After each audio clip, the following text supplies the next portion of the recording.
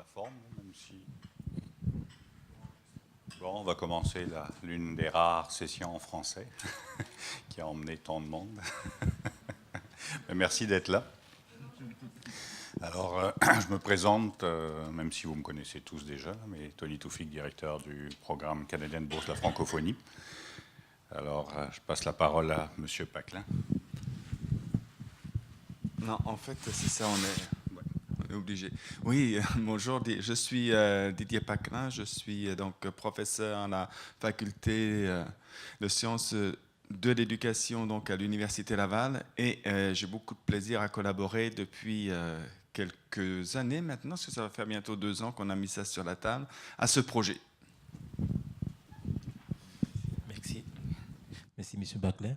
Alors, moi, je suis Nguessan Alain. Je suis enseignant à l'Université virtuelle de Côte d'Ivoire et actuellement bénéficiaire d'une bourse de la francophonie dans le cadre d'une maîtrise sur mesure en technologie éducative en lien avec le projet que M. Paclin et Tony ont mis sur pied.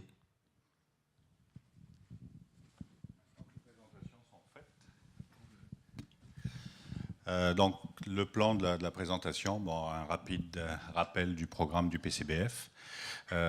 Bien sûr, cette conférence s'inscrit dans le thème du congrès du BCEI, qui est de faire des passerelles au niveau de l'éducation internationale. Et l'idée, c'est de vous présenter un exemple réussi d'opérationnalisation de ces passerelles-là à travers le programme du PCBF.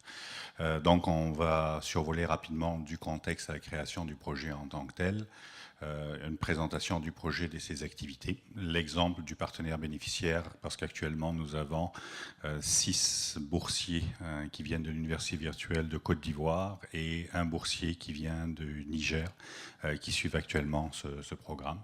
Les enjeux du transfert des compétences, donc de l'institutionnel à l'individuel, et ensuite, bien sûr, la période de questions.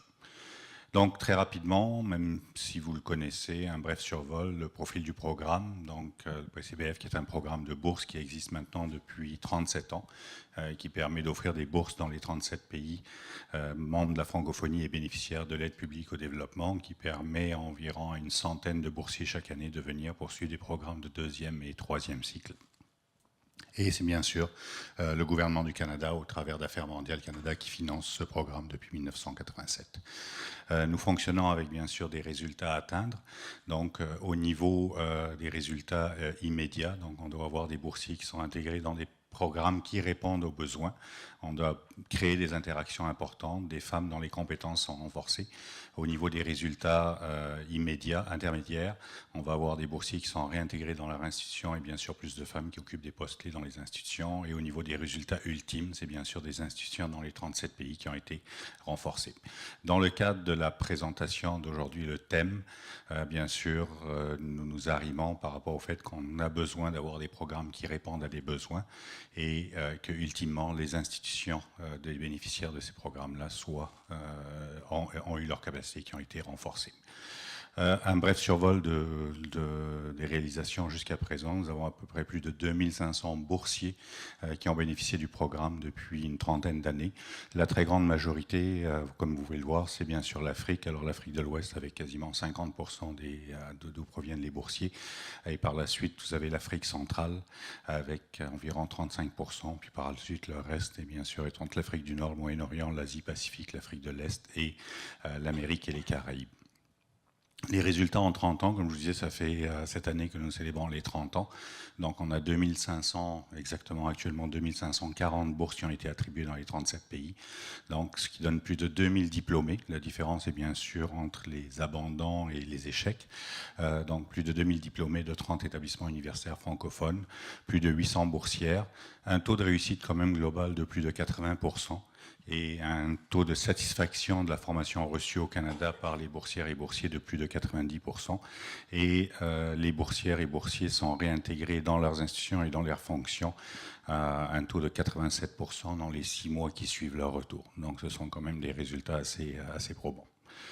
Les enjeux que l'on a, donc on a des enjeux bien sûr tant au niveau opérationnel, fonctionnel et stratégique, je n'irai pas dans le détail, mais juste pour faire le lien avec le thème du congrès, dans les enjeux fonctionnels, on a bien sûr un enjeu de création de programmes qui créent des valeurs et qui répondent vraiment aux besoins, surtout lorsqu'on est dans un programme de renforcement de capacité. Au niveau du cycle dans lequel fonctionne le programme. Donc on a un cycle où on a dans un premier temps un processus de sélection, on a la formation et on a le retour. Alors bien sûr, c'est toute la question de l'offre de formation à valeur ajoutée et l'adéquation de l'offre de formation et des besoins qui est pour nous un des éléments centraux par rapport à ce programme-là. Donc du contexte à la création maintenant. Alors bien sûr, dans un premier temps, on a le contexte global dans lequel je voulais présenter. Donc nous devons offrir des programmes à création de valeurs pérennes qui vont répondre à des besoins. Et on a bien sûr des pays, notamment des pays d'Afrique subsaharienne, où on a une massification de la population étudiante universitaire et donc des défis et des enjeux qui sont importants. On a l'Université Laval qui a une expertise avérée en technopédagogie et ce sont tous ces éléments-là qui ont fait le momentum pour être en mesure de créer et d'offrir ce programme et le développer. Oui, donc dans la suite de contexte qu'a rappelé Tony, moi l'objectif de ce temps de partage avec vous, c'est de revenir un peu à la fois sur les principes de conception, puis aussi sur les valeurs qui nous animent par rapport à cette collaboration, puis par rapport à cet accueil d'étudiants qui viennent à la fois d'autres zones géographiques, d'autres cultures, au sens global bien entendu, mais aussi d'autres cultures pédagogiques. Nous, le principe, si vous voulez, c'était dès le départ de se dire, lorsque je crois que c'était un mois de novembre, enfin en 3 jours, il fallait faire une réponse à Tony. Moi, j'aime bien ces petits challenges. Voilà, est-ce que vous seriez prêt à faire ça? Ça, c'était à monter une maîtrise en technologie éducative qui reliait à la pédagogie universitaire. Et puis, c'était à 3 jours, je me souviens de cet appel, on ne se connaissait pas. Puis peut-être dans une folie ou sûrement dans une inconscience, j'ai dit oui. Et j'ai dit oui, et l'idée, je veux dire, c'était aussi dans l'échange de dire, mais au fond, quels sont les besoins auxquels nous sommes à la fois en capacité et en légitimité de répondre? De ne pas se dire, on est, etc., on a tel positionnement comme toutes les universités, parce qu'on est bon. Non, non. C'est essayer de se positionner dans l'écoute de la demande de l'autre à travers la compréhension que l'on a à la fois du domaine des technologies, parce que les technologies en éducation, on sait qu'il y a plein de choses, mais que les réalités, parfois, il y a de grands écarts. Puis aussi la connaissance des actions de développement et de prise en compte de la culture d'autrui. Donc, on a fait ce premier principe, et après de se dire, mais oui, mais comment on va permettre à une clientèle potentielle d'avancer par étapes? Et donc, d'entrée, on a fait un pari qui est de dire pour les boursiers qui candidateraient, etc., qui appliqueraient, qui seraient retenus, on va leur donner la possibilité d'une certaine forme de flexibilité. C'est-à-dire que soit vous entrez au niveau pour faire un DESS, un 30 crédits classique, ou soit si vous avez le goût, si vous avez l'énergie, si ça se passe bien l'éloignement, si je veux dire vous trouvez que la formation vraiment vous enrichit, eh bien on rajoute un 15 crédits, ça vous amène à la maîtrise. En tenant compte aussi d'éléments de contexte importants qui sont de dire que même si on voudrait, et tout le monde voudrait, enfin boursier et nous, qui reste tout le long de la formation, le challenge c'est de dire, ben non, ce sera que 3 sessions, puis la 4e session, il faut la gérer à distance. Alors ça tombe bien, vous allez me dire, dans la mesure où on travaille sur la formation à distance, mais on sait aussi les contextes. Donc, on prend en compte ces éléments-là. Donc, on offre un parcours à double niveau, donc DESS maîtrise, je reviendrai sur le domaine. Et ce qu'on s'était dit aussi, c'est que les boursiers qui vont arriver vont venir de différents domaines, statistiques, nutrition, zootechnie, enfin, tout ça. Et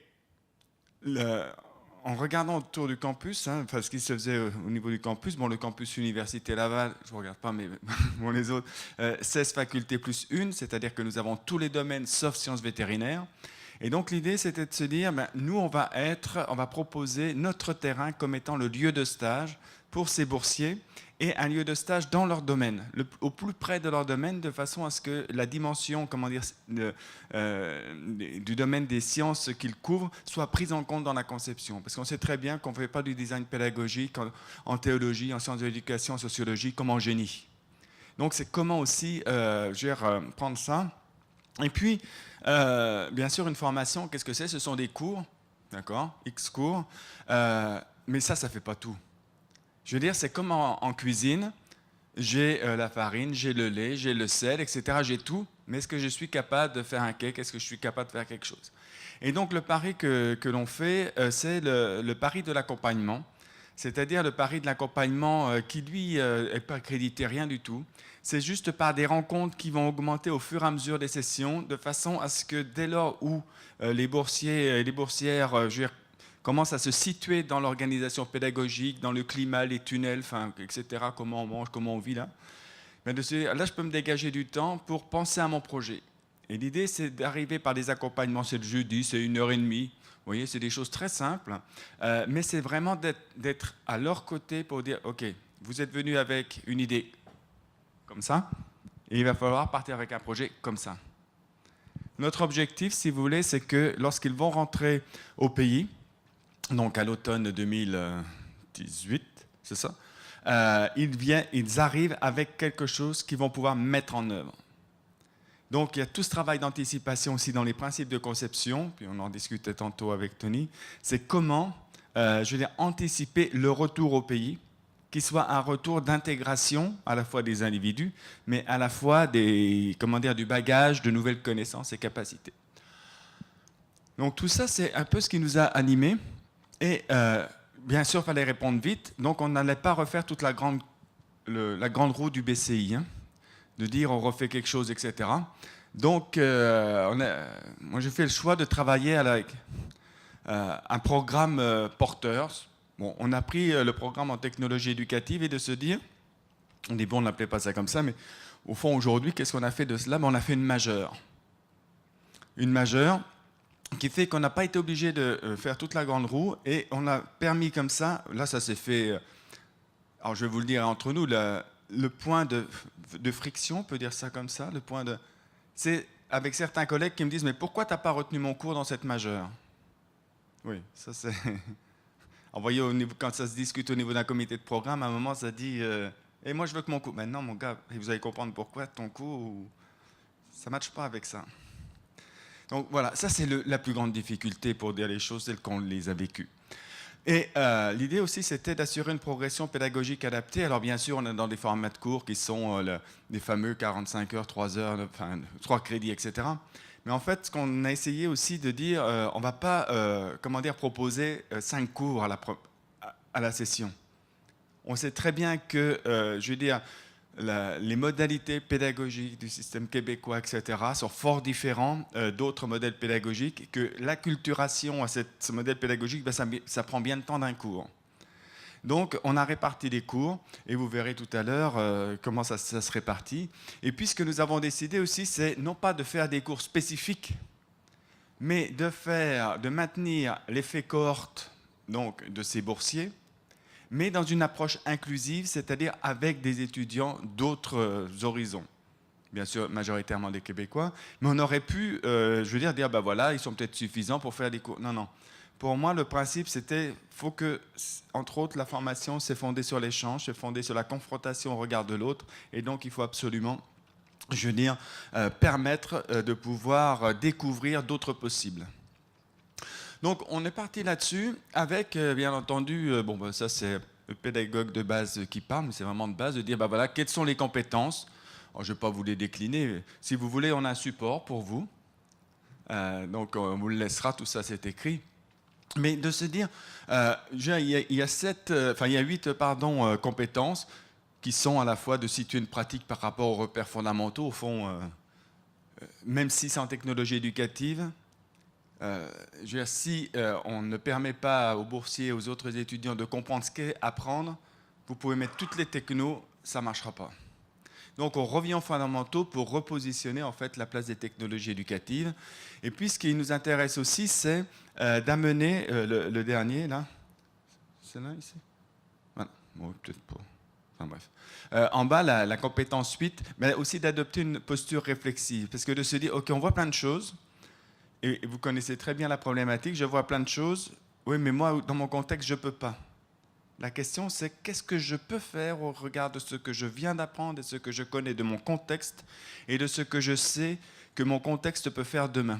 Enfin, de prendre en compte ces trois paramètres-là. Donc un référentiel. Nous sommes arrivés donc à un projet. Et en fait, le projet, c'est quoi? On est allé magasiner dans les cours. Bon, on a une base de plus de 6000 cours à l'Université Laval, donc, etc. Mais quand même, ça a du sens. Mais là, je laisse. Enfin, pour moi, ça avait du sens. Alain, il est très libre et je sortirai quand il partira pour que sa parole soit plus libre encore.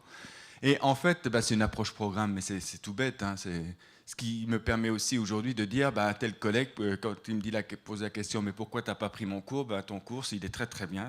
Puis ça ne m'appartient pas d'ailleurs de dire si c'est très bien ou pas, mais ça ne matche pas avec les 8 compétences. Donc là où c'est grisé, si vous voulez, ça rejoint les compétences. C'est juste ce principe-là que je voulais partager avec vous. Ce n'est pas uniquement des cours comme ça. Et donc, on a fait ce projet pilote grandeur nature avec, si vous voulez, donc, sur l'automne 2017-2018, 4 cours.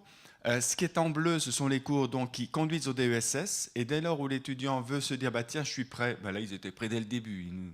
Je pense que c'était une part d'inconscience. Mais prêts dès le début à dire on va à la maîtrise. Et donc la maîtrise, donc, ça va sur 4 sessions. Ce qui est souligné, en fait, ce sont les cours, parce que nous, ce qui nous semble important, c'est de faire vivre l'expérience de la distance. Donc, même s'ils sont sur campus, ce qui peut paraître drôle, hein, mais nous, on les a mis en situation de vivre des cours à distance. Parce que, par exemple, à l'Université virtuelle de Côte d'Ivoire, ça va être quand même pas malsain. Et moi, ça fait plus de 30 ans que je suis dans ce domaine-là, j'ai toujours pensé qu'il faut vivre une expérience pour permettre à l'autre de partager le bonheur de cette expérience. Et en gros, c'est tous des cours de 3 crédits. Bon, sauf un qui est un projet de fin d'études pour la compétence 8, notamment sur la réflexivité.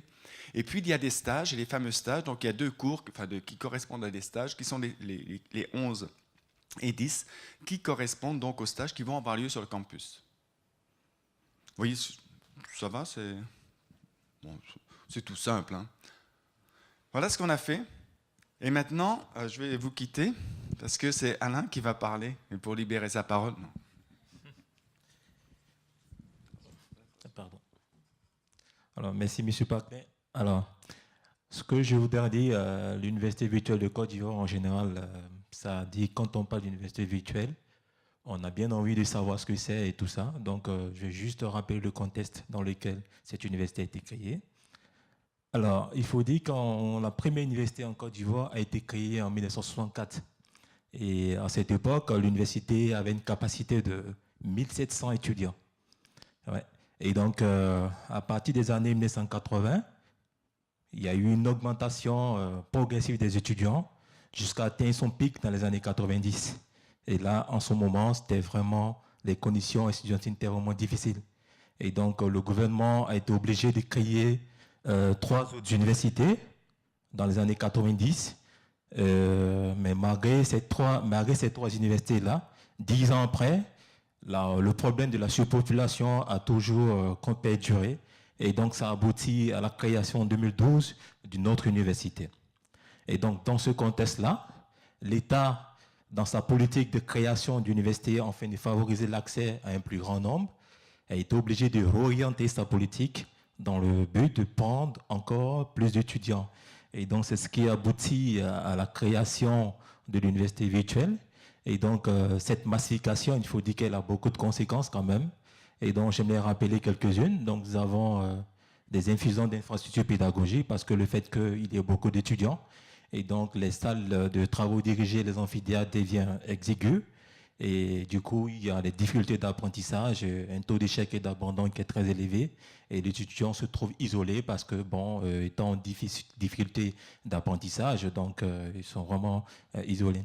Et aussi une baisse de la qualité de la formation parce qu'un cours qui devait être dispensé à un groupe de 10-15 personnes, et là, du coup, on les dispose un grand nombre, donc vraiment une baisse de la qualité de la formation. Alors, cette université virtuelle-là, elle a été créée en 2015 et en 2 ans de création, elle a une capacité de 8000 étudiants qui dépasse les universités qui ont été créées en 2010 et en 2012. Alors, quelles sont ces missions? Alors, comme j'ai ces missions, c'est de favoriser un plus grand nombre d'étudiants et aussi améliorer la qualité de la formation et aussi permettre aux autres universités de pouvoir développer, n'est-ce pas, la formation à distance. Et donc, du coup, vous voyez là, elle va désengorger les autres universités mais tout en développant une formation à distance dans ces autres universités-là. Ça sera le pilier de cette formation à distance-là. C'est-à-dire qu'elle forme des enseignants, elle va former des enseignants dans les différentes universités et aussi intégrer la notion de la technopédagogie dans ces universités-là. Alors, en ce qui concerne ces besoins, alors elles sont nombreuses. Comme c'est une jeune université, donc en termes de compétences, je pense qu'il y en a, il y a beaucoup de compétences à chercher quand même. Et donc, en termes de besoins, elle a besoin d'intégrer les nouvelles technologies de l'information et de la communication dans la pédagogie. Elle doit développer, je vais dire, un certain nombre de connaissances dans la pédagogie universitaire parce que à l'université, je crois que en ce qui me concerne, la pédagogie, moi, je ne l'ai pas fait un cours spécial là-dessus avant d'intégrer l'enseignement supérieur en Côte d'Ivoire et aussi renforcer les capacités pédagogiques des enseignants des universités de Côte d'Ivoire et développer un leadership dans la formation à distance. Et donc, du coup, c'est dans ce cadre-là que nous avons postulé au projet du programme canadien de bourse de la francophonie. Et donc, ce projet-là, d'accord, nous a permis déjà à mi-session d'acquérir un certain nombre de connaissances, parce que j'avoue que c'est pas parce que M. Paclin ou encore M. Tony est là, mais j'avoue que vraiment j'ai beaucoup appris et je continue d'apprendre. Et déjà à mi-session, j'ai quand même appris beaucoup de choses. Et donc, je vais énumérer quelques connaissances que j'ai quand même appris. Alors, du coup, ça m'a permis je vais dire, de pouvoir planifier une séance de cours au collégial. Et donc, ça, c'est quelque chose qu'on le faisait sur la base des maquettes pédagogiques qu'on avait. Mais ici, avec le devis ministériel, c'est encore plus complet et ça permet de prendre en compte un certain nombre d'activités d'apprentissage qui, à la base, on ne tenait pas compte de ça. Et donc, aussi, ça nous a permis de changer, de savoir, de connaître un peu certaines techniques pédagogiques, notamment l'approche par compétences qui est plutôt centrée sur l'apprenant. Et ça, c'est quelque chose que nous, on ne développe pas en Côte d'Ivoire. Mais déjà, avec des cours de base qu'on a ici, ça nous permet d'orienter notre activité pédagogique qui est plutôt aider l'apprenant à réussir dans une approche inclusive de la pédagogie. Et également, il y a des outils collaboratifs tels que le Knowledge Forum, quelque chose qu'on ne savait pas, qu'on pouvait l'intégrer dans la pédagogie, mais c'est quelque chose que nous sommes en ce moment en train d'apprendre à utiliser cet outil-là dans la pédagogie. Et également, ça nous permet aussi de développer un esprit critique par rapport au système de l'enseignement supérieur à l'international et en Côte d'Ivoire. Alors, j'avoue que cette partie est très importante parce que les grands enjeux, je vais dire, viennent après des réflexions, un esprit critique de ce qui est fait et de ce qui peut arriver. Et donc, ce cours qu'on fait, je crois qu'avec Mme Picard, nous apporte énormément de choses dans l'approche des stratégies à développer pour améliorer le système éducatif. Et également, au niveau, n'est-ce pas, du cours je vais dire, un cours à distance qu'on appelle e-design qu'on fait avec, je vais dire, Sébastien. C'est très important parce que, en réalité, c'est un cours qui nous permet de gérer un projet de cours à distance à partir de la conception jusqu'à la réalisation. Et donc là, c'est vraiment quelque chose qui, en gros, qui résume un peu ce que nous sommes venus chercher comme compétences à l'Université Laval. Et là, ça, c'est la grande satisfaction qu'on a pour nous. Donc, aussi, de nouvelles compétences par rapport, je vais dire, à l'encadrement des étudiants, parce que avec le traitement dont on fait l'objet à l'Université Laval, ça nous donne des idées, n'est-ce pas, dans la prise en compte des étudiants en difficulté surtout, et comment créer un environnement pour favoriser l'apprentissage. Et donc, c'est juste ce que je voulais dire de la petite expérience que je vis en ce moment de ma formation à l'Université Laval. Merci beaucoup.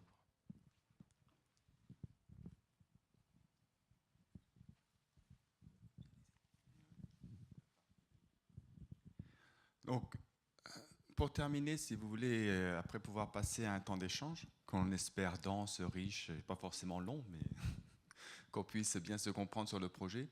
C'est vrai que là, on a quand même un véritable enjeu, c'est-à-dire que on aurait pu même dire, là j'avais mis de l'institutionnel à l'individuel, parce qu'au départ, tous ces projets, bien sûr, ce sont des institutions qui se disent, tiens, on va faire ça, ça va être bien pour l'autre. Là, on est dans cette première phase d'enjeu, c'est-à-dire de dire comment, je veux dire, ce qui a été mis en place au niveau institutionnel est vraiment approprié par, je veux dire, les boursiers. Donc, vous avez l'exemple d'Alain, puis il pourra revenir dessus. Ça, c'est un élément important, c'est à la fois s'approprier la culture pédagogique et organisationnelle du lieu où je viens apprendre, il y a un premier élément, mais ensuite, cette question du réinvestissement. Et c'est vrai qu'aujourd'hui, on en reparlait encore tout à l'heure, on va en reparler encore entre nous. Là, nous, notre véritable enjeu, c'est ce réinvestissement à partir de l'automne, 2018. Et la manière dont nous allons procéder, en gros, enfin, la grande esquisse, c'est de se dire, le temps d'accompagnement que l'on a avec les boursiers, on va recommencer la première semaine de janvier, et vraiment d'identifier déjà le projet, comment dire, dans son réalisme qu'il souhaiterait mettre en place à l'arrivée, et ensuite d'identifier tout ce qui devra être réuni pour pouvoir le mettre en place, et d'anticiper, comment dire, leur retour en prenant la tâche avec les institutions.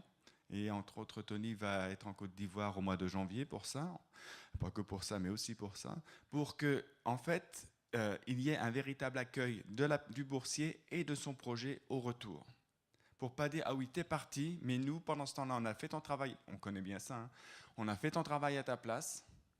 Hein, toi, tu as vécu du bon moment. Ok, tu as eu un peu froid, mais c'était quand même le fun. Tu es allé à Halifax, tu tout ça. Là. Mais nous, on a travaillé, d'accord?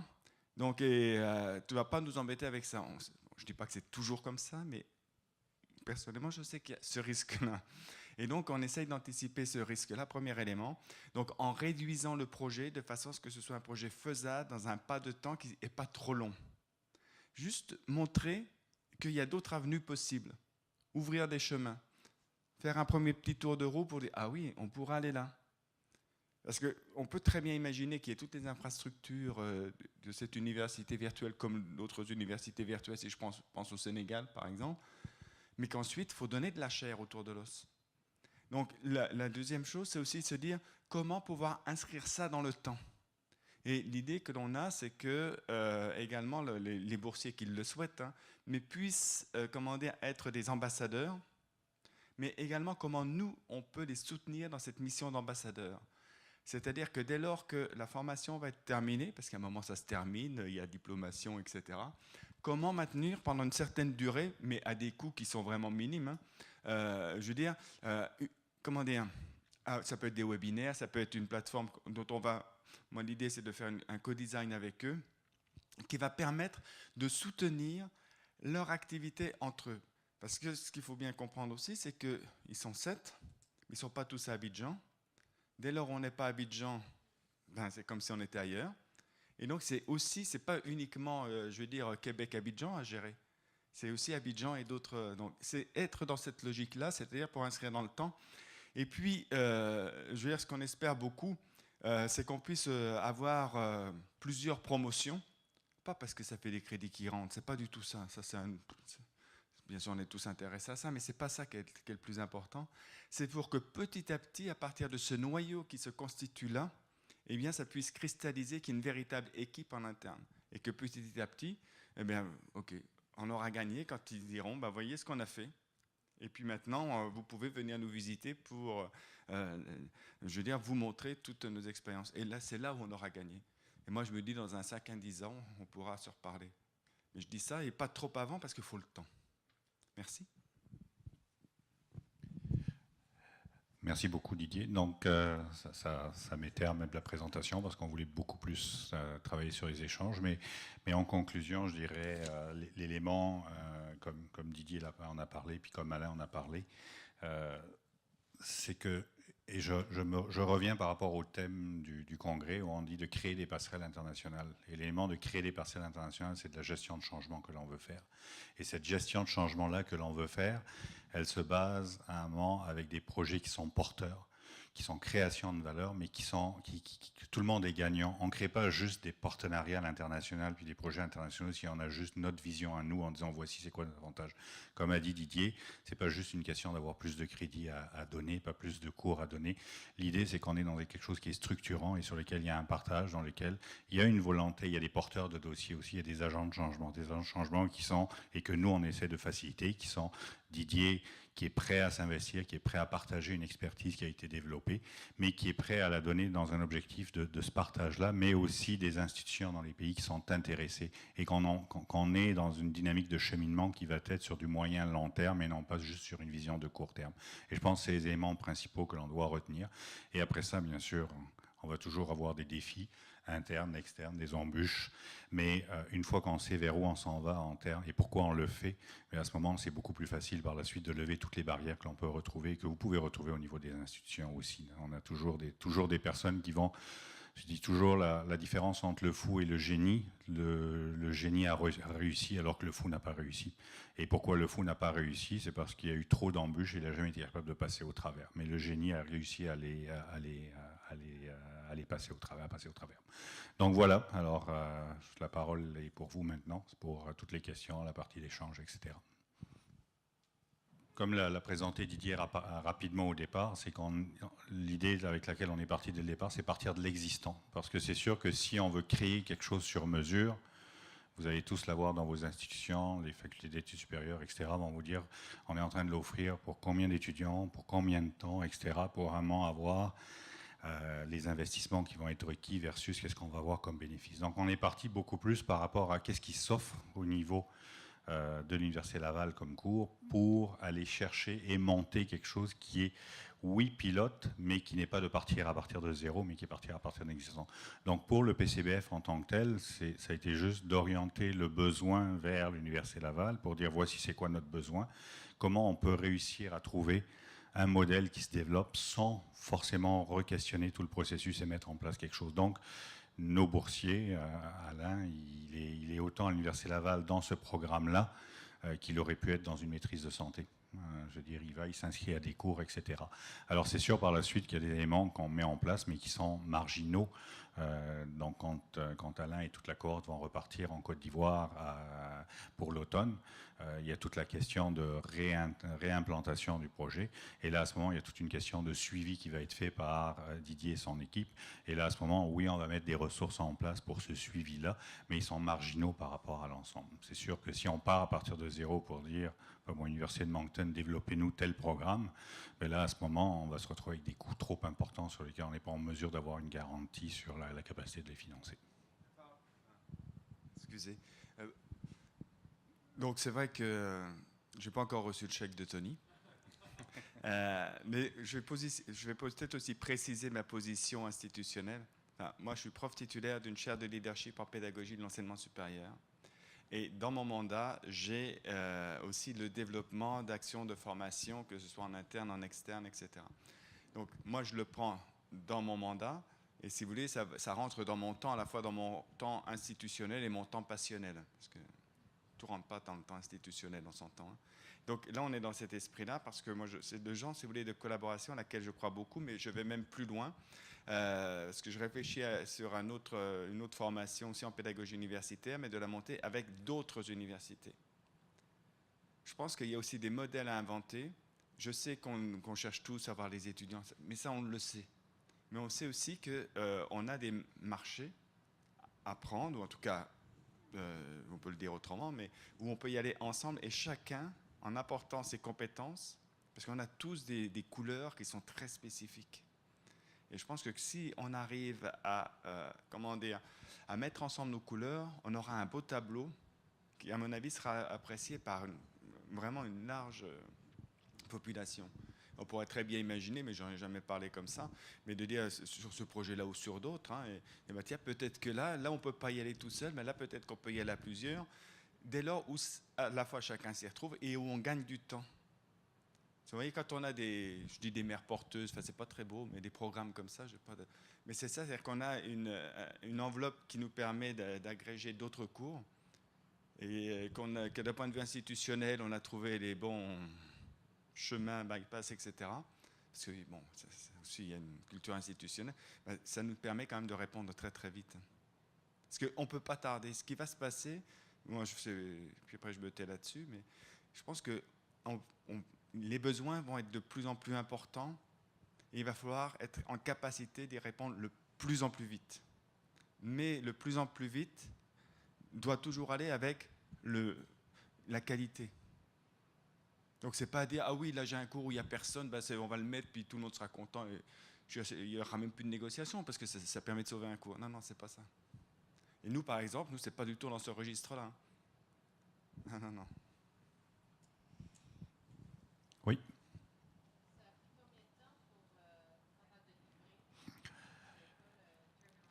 Ok, je vais repartir chronologiquement.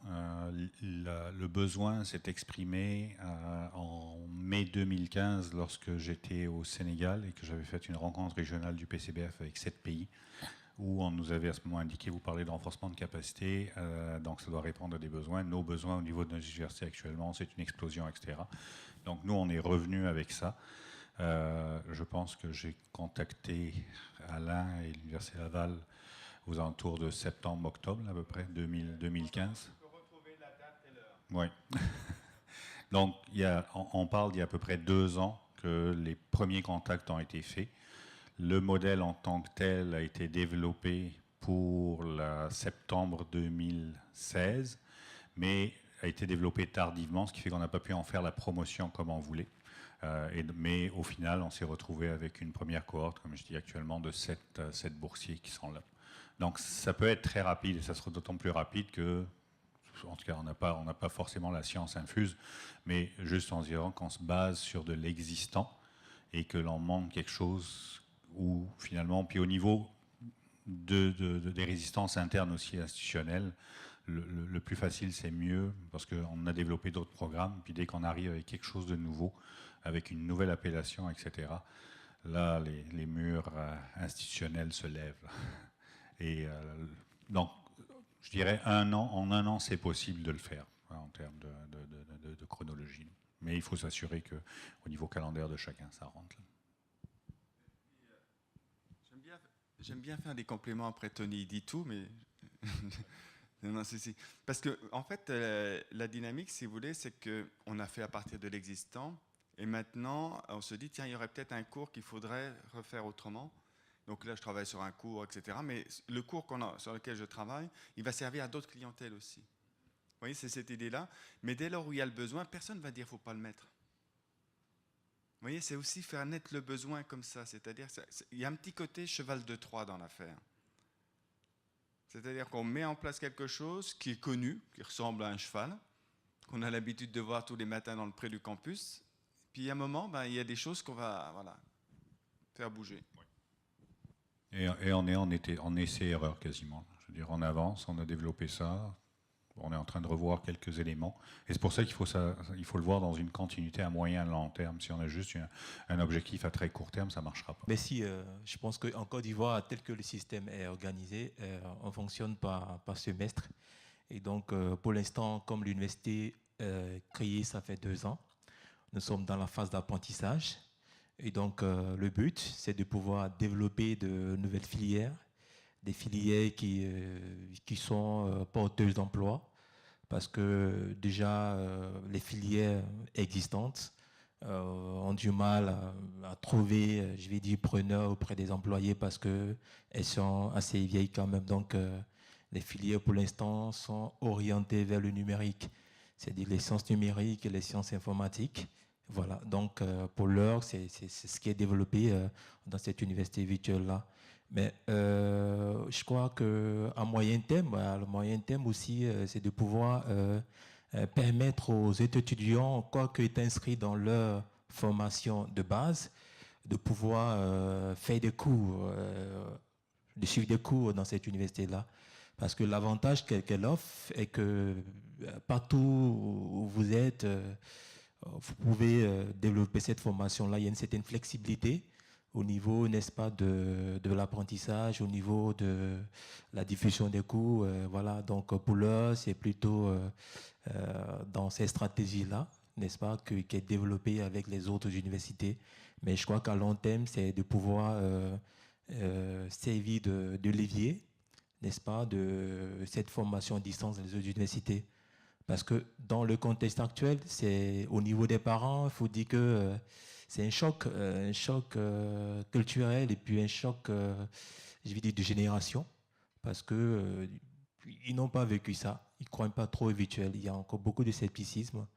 Et ce qui fait que, bon, c'est difficile aux parents d'encourager leurs enfants, malgré tous les moyens, n'est-ce pas, que cette université-là fait pour accompagner ces étudiants qui sont inscrits. Et donc, il y a ce défi culturel-là qu'on doit essayer je vais dire, de travailler ça pour que les gens adhèrent complètement à cet esprit de la formation à distance pour pouvoir favoriser un accès en plus grand nombre. Voilà. Donc, bon, pour l'heure, je pense qu'on n'est pas encore arrivé à ce stade-là. C'est beaucoup plus centré sur les étudiants qui sont inscrits à l'université virtuelle.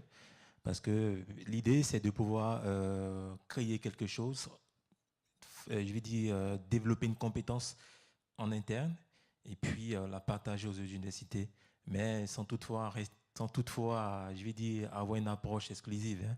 Donc, on veut toujours inclure, mais il faut d'abord développer une compétence en interne avant de pouvoir la diffuser. Ouais. Dans le montage du projet, dès lors où j'ai fait une présélection de cours, c'est vrai que je n'ai pas été très démocratique, hein, parce qu'il fallait que ça avance. Donc ça, là-dessus, moi, je suis très, très clair. La démocratie, c'est bien, mais à un certain moment. Bon, là, je caricature un peu, mais vous comprenez l'esprit. J'ai repéré des cours qui, par rapport à ce qui, comment dirais-je, annonçait comme élément de compétence, matchaient avec les 8 compétences. Ça, c'était objectif. Hein. Bon. Après, je suis allé voir chaque prof et je lui ai exposé le projet. Je lui ai dit, est-ce que tu es prêt à accueillir dans ton cours X je veux dire, étudiants qui viennent d'une autre culture, qui sont sur un tout autre projet. J'ai fait ça avec tous les profs. Certains m'ont dit non, d'autres m'ont dit oui.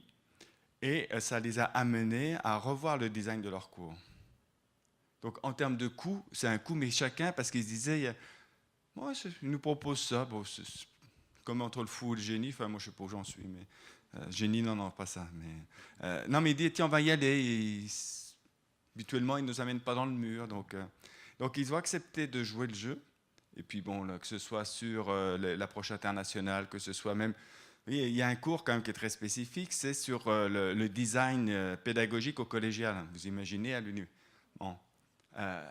Donc, Annabelle qui donne le cours, c'est moi qui donne le deuxième, donc j'espère que je vais m'appliquer ce que j'ai dit aux autres. Mais, comment dire, elle a adapté, etc., des activités, parce qu'il y a plein d'éléments qui bougent. Mais ce qui est important, si vous voulez, on se connaît, on ne se connaissait pas, enfin on se découvre aujourd'hui, hein, c'est ça. Mais je trouve que cette démarche et la manière d'approcher aussi peut être intéressant à partager. Parce que parfois, je comprends, il y a des profs qui disent non, ça va me faire plus d'étudiants, ça va être difficile. Déjà moi, au 31e, j'y arrive plus parce que c'est un grand groupe, là, ou un autre, c'est au 400e. 8 étudiants de plus, oui. Qui partent de plus loin que tous les autres en plus. Donc, je viens d'augmenter. Alors, eux, ils vont dire ça, qu'ils partent de plus loin. Moi, je dis toujours, ils partent d'ailleurs. Oui, non, mais je sais qu'ils disent ça. Mais je sais, ça, c'est tout le travail. Alors, je ne vais pas dire ce que je fais par ailleurs, mais tout le travail sur les représentations, etc. Enfin, et puis, à un moment, quand la personne n'est pas prête, il ne faut pas mettre plus d'énergie. La seconde question, c'est comment on fait pour les années là? Mais c'est vraiment, moi, je crois, c'est toujours l'échange, l'explicitation du projet, d'identifier, c'est comme ça, on dit comme ça, d'identifier chez l'autre qu'est-ce qui fait résistance. La résistance, ça peut être, oui, mais je ne connais pas, je n'ai jamais fait. Ok, on va se parler. J'ai eu 3 étudiants full mauvaise expérience. Voilà, ou full mauvaise expérience, mais après, bon, déjà, principe de généralisation, 3, par rapport à des milliards d'humains, on va faire attention quand même. Ok. De revenir aussi toujours, qu'est-ce qui m'appartenait à moi dans cette situation négative? Qu'est-ce qui appartenait à qui, à quoi? Est-ce que ce qui m'appartient, est-ce que je suis prêt à faire l'effort? Est-ce que je me sens capable? Puis si tu n'y arrives pas, c'est pas grave. Et là, c'est vous qui avez fait ces démarches. Oui. Donc, là, je pense au niveau institutionnel, nous, si on veut avoir un peu de pouvoir, qui je faut prendre, ça c'est toute la question du leadership en pédagogie. Hein, c'est-à-dire ça prend quelqu'un qui, puis je ne suis pas unique là-dessus, on est très clair là-dessus. Hein. Je fais juste un exemple de ce qui peut se pratiquer, c'est tout. Si vous voulez, quelqu'un qui a suffisamment de légitimité et en qui les autres ont suffisamment confiance pour prendre le risque du changement. Et ça prend du temps, faut y aller, je veux dire... et surtout, ce qui est important, moi, c'est qu'à la fin, l'équipe, là, disent, vous avez vu ce qu'on a fait en parlant d'eux, et qui ne parlent plus de moi. Et c'est parce que ça les questionne, parce que, là, par exemple, le cours en planification collégiale, ça prend aussi plus de temps. C'est Annabelle. Mais elle a le goût parce qu'il y a quelque chose qui se passe. Il y a une forme d'alchimie, il y a une forme, d'un point de vue humain, d'un point de vue expérience, qui est là. Est-ce qu'ils sont avec d'autres?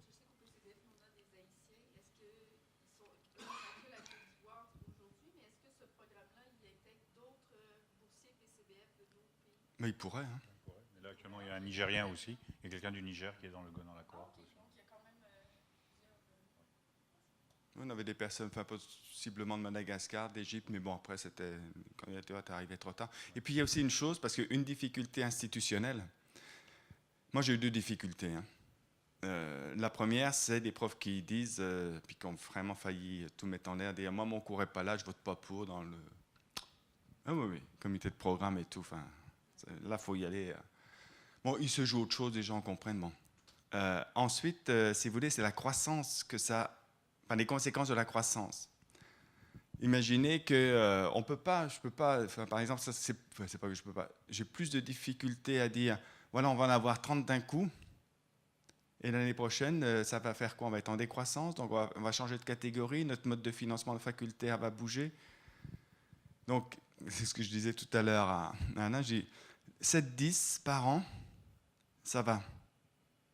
Et je pense que pour nous, ça va d'un point de vue croissance, mais je pense également pour les pays, ça va parce que ça permet petit à petit d'intégrer. Imaginons, nous sommes dans une projection à 3 ans. 3 ans, ça fait à peu près une trentaine. Moi, s'il y en a 1 sur 2 qui continue à être dans cette mouvance de retour au pays, on a gagné. Mais ça veut dire qu'on a quand même déjà 12 personnes. 12 personnes, si une animation, même nous à minima, ça peut être 2 webinaires par an, des choses à distance, ça ne coûte rien, juste comment ça va ton projet, est-ce qu'on peut t'aider, vous savez, des fois, c'est pas grand-chose. Hein. Et c'est vraiment dans cette logique-là. Donc, croissance et décroissance, ça, c'est le 2e élément d'enjeu à gérer. Et pourtant, les gens disent, oui, il nous faut des crédits, oui, mais tout de suite, les gens disent, oui, mais l'année prochaine, est-ce qu'on les aura? Alors, une vision à long terme, j'avais participé au congrès, je pense que vous avez probablement fait le congrès régional de Trois-Rivières.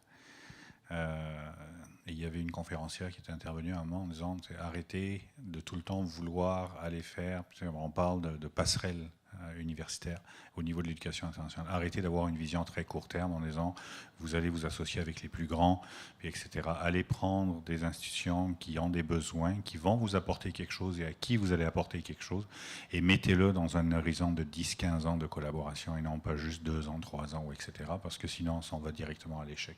Il y a tellement de variables qui rentrent. Didier est un excellent porteur de dossier. Donc dès le départ, il a embarqué dans le dossier, il y a cru. Et c'est au-delà de dire j'ai besoin de faire plus, ou etc. C'est vraiment on y croit tous. Là, donc, Mais ça, vous voyez, c'est pas le fait. Merci Tony, ce que tu as dit sur moi. On dirait presque comme une nécrologie, mais non, ce que je veux dire, c'est aussi pour les porteurs de projets, c'est une bonne connaissance de l'institution. Bon, je suis français, ça fait que 3 ans que je suis sur ce poste-là, mais ça fait 28 ans que je collabore avec l'Université Laval de manière intensive. Oui. Ça veut dire que, je connaissais avant même comment ça se passait, parfois mieux que les collègues qui étaient sur le campus, parce que quand on se retrouvait, ils me demandaient, même en France ailleurs, de présenter il y a 10 ans l'Université Laval pour eux.